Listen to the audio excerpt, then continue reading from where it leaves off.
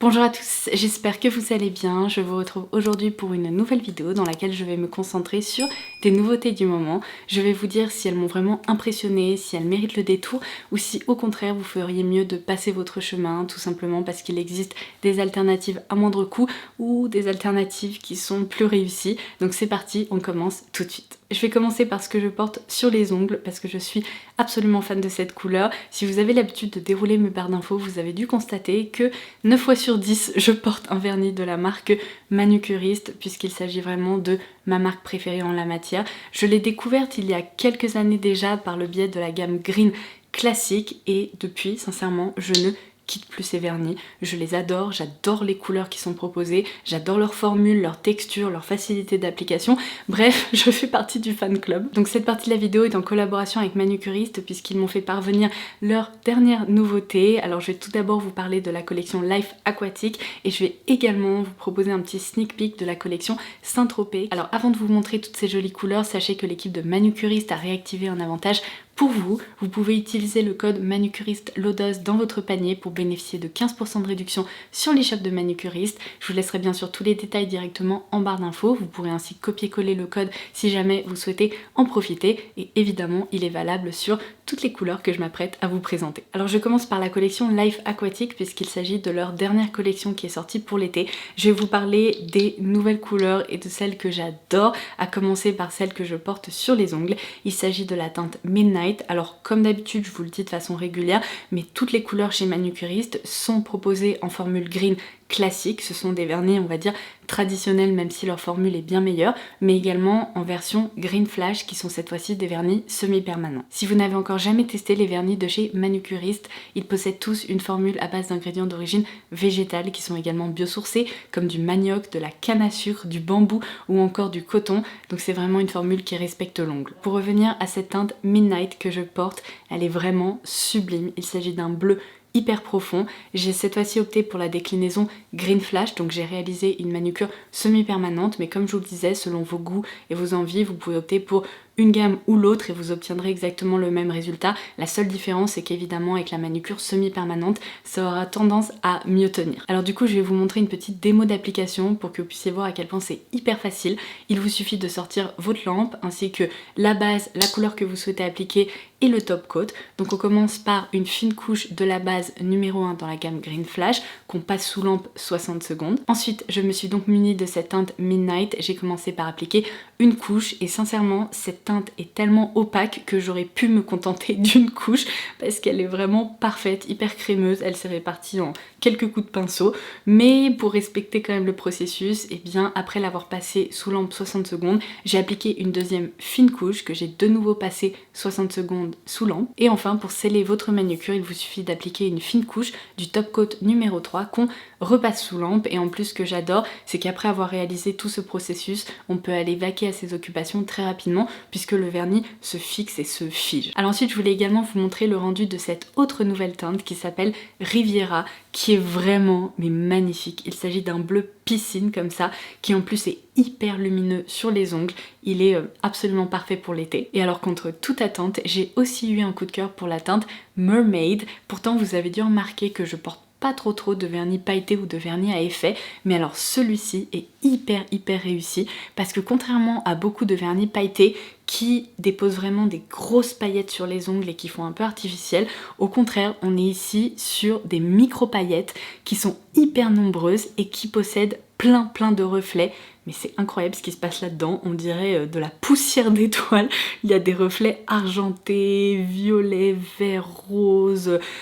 C'est trop beau. Et du coup le rendu sur les ongles est assez magique. Alors on peut bien évidemment le porter seul pour un effet carrément scintillant, un peu effet boule disco, ou on peut tout à fait aussi l'appliquer sur une autre couleur. Je vais vous montrer le rendu appliqué délicatement par-dessus la teinte Riviera. Franchement ça fait son effet, ça dépose plein de jolis reflets, d'effets un peu scintillants. Bref, je trouve que pareil pour l'été, c'est vraiment une teinte à avoir parce que elle permet en quelque sorte de pimper des manucures ou bien d'opter carrément pour une couleur hyper fun. Et alors du coup, la collection que Manucuriste s'apprête à lancer incessamment sous peu s'intitule Saint-Tropez et je tiens juste ici deux couleurs qui m'ont beaucoup plu et dont je voulais vous montrer le rendu. Alors je tiens juste ici la teinte violette qui porte très bien son nom puisqu'il s'agit d'un vrai violet qui est assez vibrant et qui devrait être très sympa à porter cet été si vous aimez la couleur.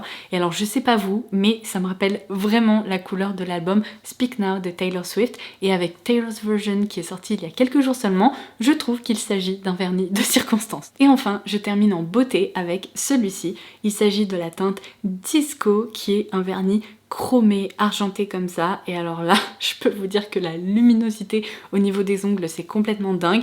Vous pouvez évidemment le porter seul, mais il peut être très pratique pour réaliser des petits effets métallisés sur les ongles, un petit peu de nail art, etc. Et voilà, j'ai fait le tour des nouveautés Manucuriste qui me plaisent beaucoup. N'hésitez pas à me dire en commentaire ci-dessous quelle est la teinte que vous avez préférée ou les teintes que vous avez préférées. N'oubliez pas également que vous pouvez dérouler la barre d'infos pour avoir accès au bon plan, à savoir 15% de réduction sur les shops de Manucuriste avec le code Manucuriste Lodose.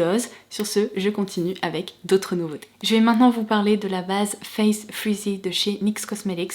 Je vous avais annoncé son lancement dans une précédente vidéo Beauty News et je dois vous avouer que j'étais vraiment très intriguée puisqu'il s'agit vraiment d'une base à tout faire effet glaçon.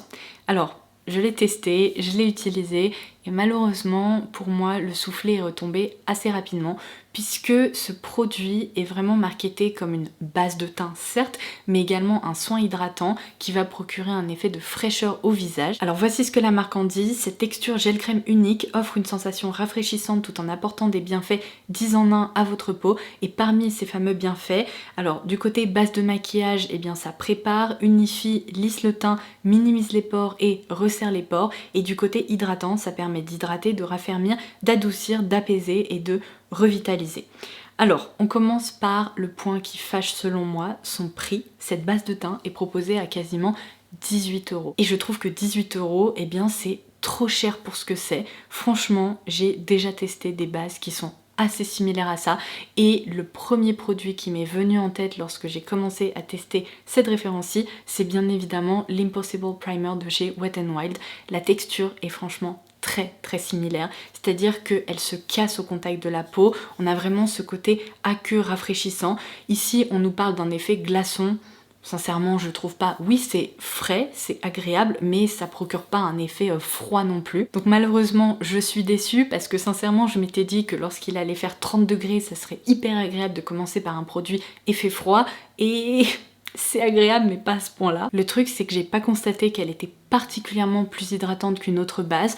Elle se sent quand même un peu, on a un peu cette sensation, si vous voulez, de base siliconée, même si elle ne l'est pas. Il me semble que ce produit ne contient pas de silicone. Et du coup, je trouve que son tarif beaucoup plus élevé de 18 € n'est pas justifié et justifiable par rapport à un produit qui est quasiment identique chez Wet n Wild, d'où le fait que je vous recommanderais de malheureusement passer votre chemin. Alors ensuite, je vous en avais parlé dans ma vidéo Wishlist, et alors là, on est sur un sacré coup de cœur. Je vais évidemment vous parler de cette palette Pat McGrath qui était vraiment dans mon radar parmi toutes les palettes qui sont sorties récemment. C'est bien simple, il y avait la Yucca de Natasha Denona dont on a déjà parlé sur la chaîne, ainsi que celle-ci. Donc son petit nom, c'est la Celestial Nirvana, que j'ai ici dans la déclinaison Bronze Bliss, et c'est vraiment celle qui m'intriguait mais fois 1000, puisque on y retrouve beaucoup de fards à effet qui semblaient être très lumineux.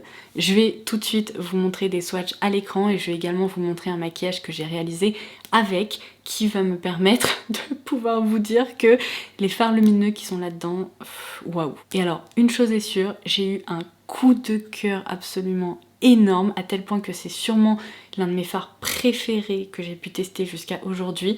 Pour cette teinte-là, ce fard est complètement fou. C'est vraiment un fard poudre à la base, mais il est tellement intense, tellement fondant qu'on pourrait croire qu'il s'agit d'une texture crème. Il est bluffant, mais vraiment bluffant. En termes d'impact et d'intensité, je n'ai jamais vu ça. C'est vraiment de la folie. Donc, seul petit bémol, je dirais, c'est que les fards lumineux sont incroyables, sublimes et vraiment extra, mais je trouve que ce fard mat, qui est donc un difficile à décrire, un peu noir ou gris anthracite, quelque chose comme ça. Je m'en suis servi en rat cils pour commencer à définir le regard. Et bien je trouve que ce fard-ci malheureusement se travaille moins facilement que les autres. C'est souvent le cas avec les textures mates, mais alors celui-ci il a tendance à faire des chutes, je trouve qu'il a tendance à marquer, donc il va falloir le travailler avec un petit peu plus de précision, il va falloir y passer un petit peu plus de temps. Et alors je vais vous dire un truc, ça va peut-être sembler un petit peu excessif pour certaines personnes, mais cette palette mérite l'achat uniquement pour ce fard-ci. Il est dingo, mais vraiment dingo, je pèse mes mots, je vais vous faire un petit swatch. Regardez-moi ça, mais c'est fou, la pigmentation, le côté hyper homogène, le fini mais complètement presque robotique tellement c'est métallique, c'est beau. Regardez-moi ça, comment ça s'étale super bien et ces reflets, l'impact lumineux, non mais vraiment je crois que c'est un de mes fards préféré de ma collection, donc j'ai vraiment été bluffée rien que grâce à lui. Mais sinon évidemment je vous en ai pas parlé, cette teinte bronze est magnifique, très très réussie. Ce petit fard qui est un petit peu plus soft, je trouve que son rendu est un peu plus satiné que métallique, il est quand même très très sympa, pareil pour un coin interne ou à porter seul sur la paupière. Celui-ci est un petit peu plus rose, un petit peu plus rose gold en fait, mais je le trouve très sympa. Et comme je vous le disais, la seule petite déception c'est ce fard mat, mais je n'en tiens pas rigueur, cette palette est incroyable, en plus elle est hyper compacte comme ça. Je dirais qu'elle se destine vraiment uniquement à ceux et celles qui aiment les effets ultra lumineux, très intense. Évidemment si vous appréciez cette harmonie aussi, elle est faite pour vous, et peut-être aux utilisateurs un petit peu plus expérimentés à cause des potentielles petites chutes, à cause des textures de ces fards, parce qu'ils demandent un petit peu plus de travail, mais ça permet vraiment d'obtenir un résultat qui est vraiment fou, vraiment fou. Donc j'en perds mes mots, évidemment c'est un coup de cœur, et comme je vous le disais, rien que pour ça, c'est vraiment un coup de cœur. Et alors puisque je vous parlais d'effets ultra lumineux, je pense qu'on peut passer à cette autre nouveauté. Il s'agit de fards à paupières liquides qui sont proposés cette fois-ci par LH Cosmetics. Donc leur petit nom c'est les Sparkle et ils sont pour le moment déclinés en 3 teintes. Alors les voici, si vous me suivez depuis un moment, vous n'êtes pas sans savoir que les fards liquides ou crémeux comme ça, qui sont très scintillants, très métalliques, c'est un petit peu ma passion dans la vie. Je les collectionne et ce depuis des années, j'en porte vraiment depuis très longtemps. J'ai commencé par découvrir les Glitter and Glow de Stila et alors après, si vous voulez, ça a allumé un feu qui s'est jamais éteint, où j'en ai testé vraiment des dizaines et des dizaines. Donc là je suis ravie de découvrir ceux de chez LH Cosmetics. Alors, pour commencer, je trouve qu'ils sont très réussis parce qu'ils sont vraiment hyper scintillants. En plus, ils se travaillent facilement, ils s'étirent très bien au niveau de la paupière et j'ai envie de vous dire, plus on les travaille, plus il y a ce côté micro-pailleté qui apparaît et c'est assez magique à observer. J'ai évidemment utilisé ces fards au niveau de mes paupières aujourd'hui. Je porte, alors en coin externe, j'ai commencé par cette teinte-ci qui est la Tease, qui est vraiment sublime. Si vous aimez les bleus un peu turquoise comme ça, qui possèdent plein de reflets, qui sont presque duochrome, un peu entre le bleu et le mauve, cette teinte est faite pour vous. Donc je l'ai travaillée vraiment au niveau du deuxième tiers de la paupière et coin externe. Et là où j'ai laissé ma paupière vierge, donc plutôt vers le coin interne et le centre de la paupière, j'ai utilisé la teinte Delish qui est sublime. C'est vraiment mon coup de cœur. Cette teinte est parfaite pour le quotidien. Même si elle est hyper intense, scintillante et métallique, elle va être évidemment plus facile à porter que les deux autres, puisque la dernière c'est la teinte Flirt et cette fois-ci elle est un petit peu plus chaude, un petit peu plus orangée. Alors leur principal avantage, c'est qu'évidemment ils sont intenses mais ils ne font pas de chute. Malgré ce côté hyper scintillant, vous n'allez pas vous retrouver avec des paillettes partout sur le haut des joues. Donc ça c'est plutôt très sympa, surtout pour se maquiller très rapidement le matin avant de partir. Par contre, si vous aimez pas les effets texturisés ou les fards qui peuvent être un petit peu épais sur la paupière, je vous les recommande pas. Non pas qu'ils soient épais, parce que c'est vraiment pas le cas. Je trouve d'ailleurs qu'ils sont relativement fin pour des fards dans cette catégorie là, c'est juste que évidemment ce côté scintillant et ces micro paillettes ont tendance à marquer un petit peu les paupières, donc ce sont peut-être pas des fards parfaits pour des peaux plus matures ou pour des paupières qui sont particulièrement marquées. Par contre si vous avez des paupières normales ou si ce côté un petit peu texturisé entre guillemets ne vous dérange pas, et eh bien vous pourriez vraiment les apprécier. Et alors il n'y a rien à dire, ces teintes sont vraiment hyper jolies, elles sont impactantes, mais je vais pas vous le cacher, je regrettais un petit peu le fait de ne pas avoir retrouvé une teinte neutre, tout simplement parce que ça permettrait d'illuminer un coin interne ou évidemment apporter sur toute la paupière. Pour le quotidien ça serait top top top. J'adore les couleurs champagne, un peu ivoire comme ça, qui sont très très scintillantes. Et du coup personnellement, mais c'est très très personnel, j'aurais remplacé cette teinte orangée par une teinte un petit peu plus passe-partout, mais qui sait, si cette gamme rencontre un vif succès, peut-être qu'ils l'agrandiront, que de nouvelles teintes seront proposées et que cette fois-ci je retrouverai une teinte comme celle que je viens de vous décrire. Mais sinon je dois vous avouer que je m'amuse vraiment avec, je les trouve très très sympas et ce sont des fards qui sont très très réussis. Alors je termine cette vidéo non pas par une nouveauté, mais plusieurs qui ont été lancées par Benefit qui se destinent aux soins des sourcils. Alors je vais commencer par vous prévenir que Benefit a lancé le Huba Brow, qui est un sérum sublimateur de sourcils. Je ne vais certainement pas pouvoir vous faire un retour sur ce produit, enfin certainement pas aujourd'hui, puisque c'est évidemment une référence qui s'utilise dans le temps. Il s'agit d'un soin qui va permettre, eh bien, comme son nom l'indique, de sublimer les sourcils et évidemment de les étoffer et j'imagine de permettre leur repousse. Alors contrairement à beaucoup de produits dans cette catégorie, j'ai été très étonnée de ne pas retrouver un goupillon pour l'appliquer, mais plutôt une petite spatule comme ça qui va permettre, j'imagine, de bien plaquer le produit et de l'étaler dans les sourcils. Par contre, les deux produits sur lesquels je vais pouvoir vous proposer un retour, ce sont ces deux-là. Donc je commence par un produit très très étonnant qui est une huile pour les sourcils qui s'intitule Wow So Soft. Et alors oui, vous m'avez bien entendu, une huile pour les sourcils, c'est bien la première fois que je tombe sur un produit pareil, puisqu'on connaît évidemment les cires en stick, les mascaras transparents, etc. Mais une huile, au début j'ai eu un petit peu de mal à comprendre. Il s'avère en fait qu'il s'agit d'un soin qui s'applique le soir, de façon à ce que le lendemain matin, on puisse se réveiller avec des sourcils tout doux et un petit peu plus malléable, j'imagine. Alors je me suis jamais fait la réflexion et j'ai jamais pensé au fait de vouloir des sourcils plus doux, donc ça c'est une grande première. Je dois dire que le concept est vraiment innovant, seulement je me pose beaucoup de questions concernant l'intégration d'un tel produit aussi spécifique dans une routine soin du soir. Je me connais, je sais que c'est une étape supplémentaire à ajouter le soir qui finalement m'apporte pas grand chose et que je vais avoir beaucoup de mal à adopter, d'autant plus que si, imaginons, j'avais envie de discipliner un peu mes sourcils, de les adoucir, ou si tout d'un coup il manquait d'hydratation ou d'agents nourrissants, eh bien j'aurais plutôt tendance à utiliser mon huile de nuit pour le visage et à la travailler dans mes sourcils plutôt que d'aller acheter une huile spécifique pour la zone des sourcils. Donc n'hésitez pas à me dire ce que vous en pensez en commentaire ci-dessous. Et enfin, au fil des années, Benefit a déjà proposé de nombreuses poudres pour les sourcils. Et là, j'ai l'impression qu'il y a une refonte de la gamme et il nous propose désormais la Goof Proof Brow Powder qui se présente comme ceci, donc sous forme en fait de fard mono. Et c'est une poudre qui va permettre évidemment de maquiller les sourcils. Je pense que d'ores et déjà, vous allez pouvoir constater que j'ai des petits traces sur les mains et en fait j'ai constaté que cette poudre, dès qu'on commence à s'en servir, elle est tellement fine que elle vole un petit peu partout.